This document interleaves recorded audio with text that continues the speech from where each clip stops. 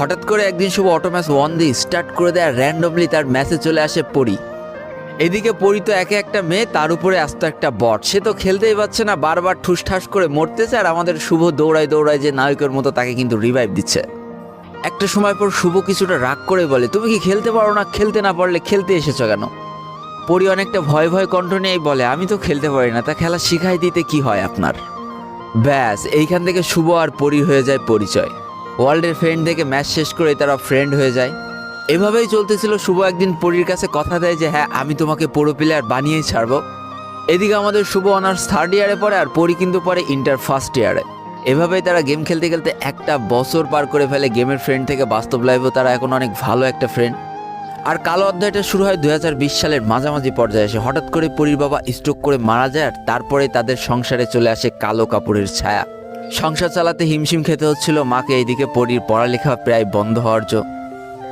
পরিদের এই কষ্ট সহ্য করতে না পেরে আমাদের শুভ অল্প বয়সে জীবনযুদ্ধের তাগিদে চলে যায় চাকরির খোঁজে, এবং 12,000 টাকার একটা চাকরিও সে জোগাড় করে ফেলে। চিন্তা করো, বন্ধুত্ব কোন লেভেলে চলে না গেলে 12,000 টাকার চাকরি করে 6,000 টাকা পরীকে দিয়ে দিত, 4,000 টাকা নিজের ফ্যামিলিকে দিয়ে দিত, 2,000 টাকা পকেট খরচ রেখে দিত। চিন্তা করা যায় কি পরিমাণ বন্ধুত্বের সম্পর্ক না থাকলে এটা করা সম্ভব একটা ছেলের পক্ষে। যাকে এইভাবে শুভর ইচ্ছায় পরীর পড়াশোনা চলতে লাগলো, আর এইভাবে আস্তে আস্তে তাদের মধ্যে ভালোবাসার সম্পর্ক তৈরি হয়ে গেল। আর বলে রাখা ভালো, একটু একটু করে টাকা জমে শুভ কিন্তু পরীর জন্য একটা নতুন ফোনও কিনে দিয়েছে, যার জন্য পরীও কিন্তু এখন অনেক ভালো প্লেয়ার হয়ে গিয়েছে।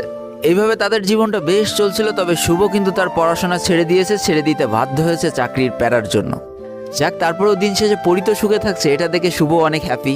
কিন্তু আসল বেইমানিটা শুরু হয় এইবারই। এতদিন গল্পেই শুনেছি ভাই হিপ হপের পাওয়ার আছে, সাকুরার পাওয়ার আছে, হিপ হপ দেখলে নাকি মেয়ে পটে, কিন্তু এটা যে বাস্তব লাইফেও কারোর জীবনে এইভাবে ঘটে যাবে এটা আমি কখনো চিন্তাও করতে পারিনি। হঠাৎ করে তাদের রিলেশনের মাঝে একজন তৃতীয় ব্যক্তি পা রাখে, তার নাম ছিল আরিয়ান। আর আরিয়ান ছিল সিজন 1-এর প্লেয়ার, তার কাছে ভালো ভালো কালেকশন সবই ছিল। আর আরিয়ানের সাথে পরীর বন্ধুত্ব হতে খুব বেশি একটা সময় লাগে না, আর এইখান থেকেই পরীর পরিবর্তনটা শুরু। শুভ সারাদিন চাকরিতে থাকতো, পরীকে টাইম দিতে পারতো না, ঠিকমতো গেম খেলতে পারতো না, আর এই সুযোগটাই পরী কাজে লাগাতো।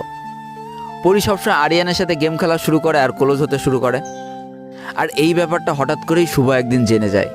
এতখানি ভালোবাসার পরও এত বড় ধোঁকা শুভ কোনোভাবে মেনে নিতে পারে না। তাই সে পরীকে বলে যে তুমি আমার সাথে কেন এটা করছো, বা আরিয়ানের সাথে তুমি কেন সম্পর্ক রাখছো। সেদিন পরীর উত্তরটা ছিল একেবারে থমকে যাওয়ার মতো। পরী বলে উঠেছিল, আমার জীবন আমি কিভাবে কাটাবো তার কৈফিয়ত কি আমি তোমার কাছে দিব?